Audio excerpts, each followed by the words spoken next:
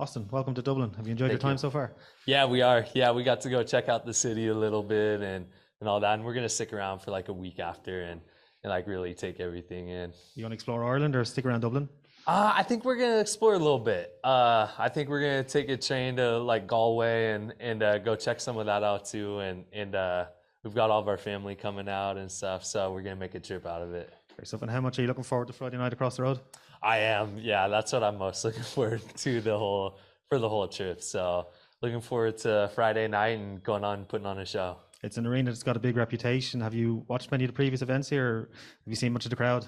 Yeah, I have, and I've been told by like numerous people it's the best crowd in MMA and in combat sports and stuff. So I'm looking forward to feeling the energy and going out and performing.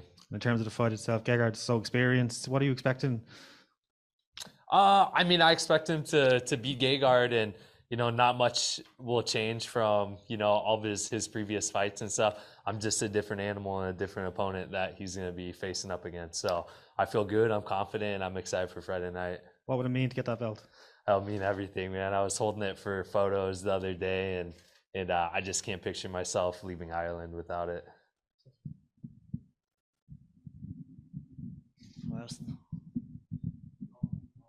How's the 5-round compared to the 3-round affect you now with preparation?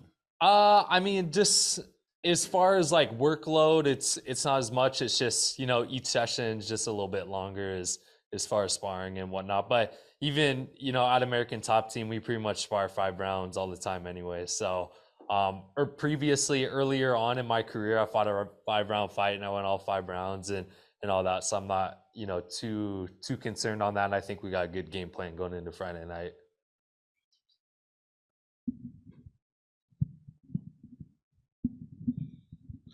Hi. Obviously, Gegard has been around for a very, very long time, and with someone with that many fights, it's easy to pick out where they've lost and won. Are there any fights that you pick out, say, the King Mo fight, obviously, and the Rafael Lovato Jr. fight as well? Are those the ones that you'll pick out to look at where you can beat him? Yeah. The other one that I thought was kind of interesting was Alexander Shlemenko, and that was another close one too. I think he won split decision or something, and Shlemenko was a little unorthodox in the fight and all that. But even going back to like some of the fights that he won, even the last one with John Salter, and seeing things where I felt like John could have done something different as far as game plan and whatnot. So again, I got I train at American Top Team. I got the best coaches, the best team in the world, and I feel really prepared for Friday night. When you look at his ability on the feet, obviously, you fought Fabian Edwards there recently, and he's very good on the feet as well, and long and rangy in fights in a not too dissimilar way in certain aspects. Do you think that was a good preparation for coming in fighting Gegard on the feet? Yeah, definitely. I mean, Fabian's got a lot of power. He's a big middleweight as well, so he's a very strong guy too. It was like, when I take him down and like hold him down, it's like, damn, this guy's strong. He's a big guy. So I think it was a good preparation for this fight. And obviously the skill sets are a little different and whatnot, but it definitely was a good taste for what's coming up for Friday. Gegard, a lot of people maybe see him as a striker, but he has lots of submissions on his record, a lot of arm bars earlier in his career as well. As someone, obviously, I'm sure you're not going to hide your game plan. You're going to go in and try to take him down. Is that something you're going to be looking at? Or, his ground game and something you need to nullify as well, another danger with the striking? I think, even just going into the fight, I knew he's as well-rounded as they come for, any opponent. And he doesn't necessarily have like weak spots. There's just spots where I feel like I'm better at and that I can capitalize and all that. So that's been the biggest focus for the fight is, of course, there's things that you watch for anyone to be careful against and all that, but I feel really strong about my grappling ability and in my jiu-jitsu ability specifically. Last one for me, I appreciate it. Gegard obviously is very good offensive wrestling as well. You're someone who has very good offensive wrestling and you're used to being the one on the offense. Do you think he will try to come in and take you down, or he will try to kind of give back as good as he gets in his fight at times? I welcome it if he does. Austin, early on in your career, you've done well at welterweight, and just wondering, after this fight, if you win the belt, is there a possibility of you dropping down in weight, trying to get a second belt? No chance. No, I would go up before I'd go down. So, and I'm not a big middleweight either, but I just believe in feeling good for the fight, and having a smile on my face the day before weigh-ins right now and feeling good, and I just feel like I perform better at a heavier weight, and I'm not afraid to fight bigger guys. Austin, were you a little bit disappointed the Fabian Edwards fight got moved and that you won't run into him this week? I never put too much thought into the Fabian. In fact, I didn't even realize he was on the card until someone had like told me. So I'm pretty narrow-minded as far as what my task at hand right now, and he's an afterthought. So I know what I gotta go out and do on Friday night, and Gegard's the only guy in my sight. Thank you very much.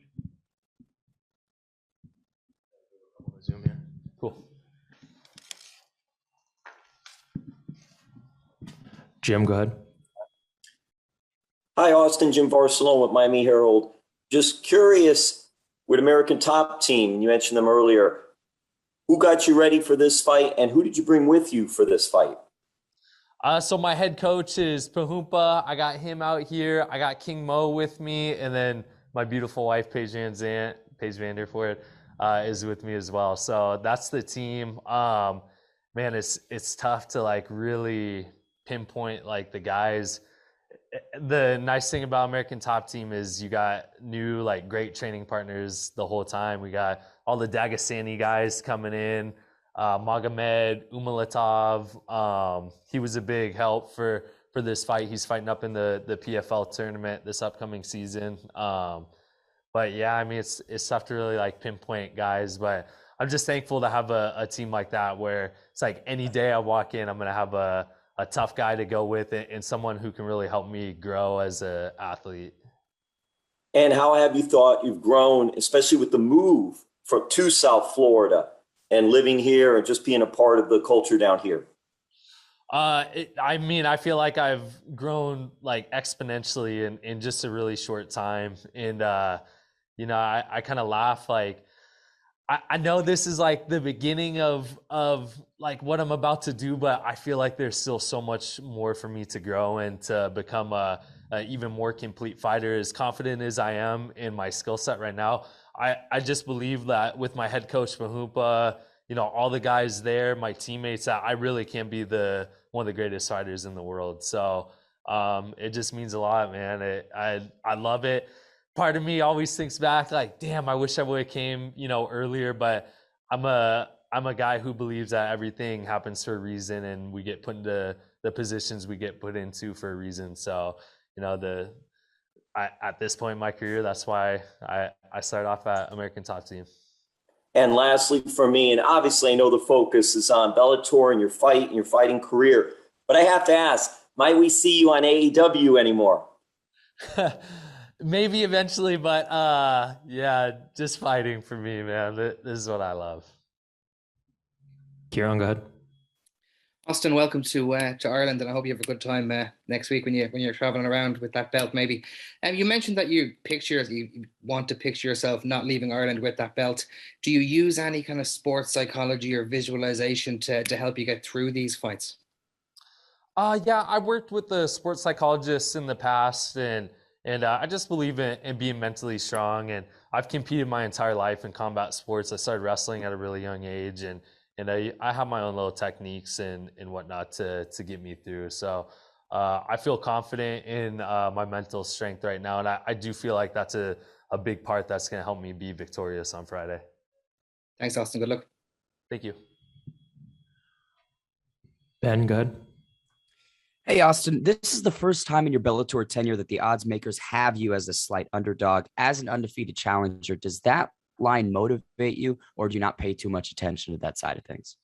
I knew going into it that I would be an underdog for sure. I mean, most guys that are going to come up against Gegard are going to be underdogs. So I was aware that that's what was going to happen. And it's kind of a fun position to be in, honestly, to be maybe slightly underlooked or overlooked, and when I go out on Friday and do what I know I'm going to do, it's just going to be more fun, and my bank account might look a little better too. Now, expanding upon the plans and projects that you have moving forward, specifically within the fight game, what are some goals and long-term objectives that you have for the combat sports scene? I mean, this is it right here. Like, compete against the best in the world, travel the world, get to see things in places that otherwise, I might not really get into. I never really traveled before, and now I fought in Israel. I'm about to fight in Ireland, and this is just the goal, man. Make memories and try to be one of the greatest of all time. Mike? Hey, Austin, I know you kind of talked about maybe I should, you think about maybe you could have gotten into it sooner, but everything happens for a reason. And, you love where you're at with everything. But has it kind of set in just 11-0 on your professional career? And here you are, your 12th professional fight, and you're fighting for a world title. I mean, fighters go 50 fights and dream of this moment. Here you are on the big stage fighting overseas. And have you thought about that at all? Yeah, definitely. I mean,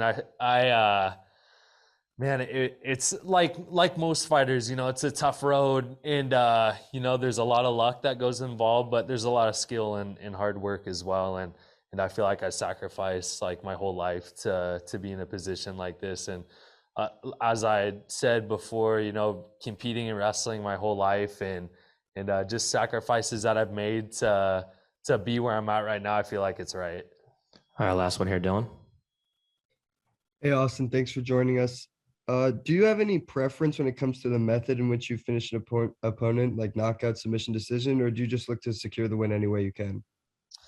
No preference. I think each one like holds a little something special. Like, it's pretty cool to be able to like hold somebody down and dominate them and make them tap out in a submission.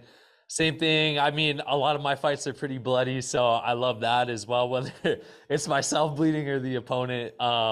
All that, but just going out and dominating and getting the win, and in wrestling they always said, go out to wrestle for the win, not the pin, and all that. But I'm trying to get finishes here, so whether I submit him or knock him out or TKO him, I'll be pretty happy.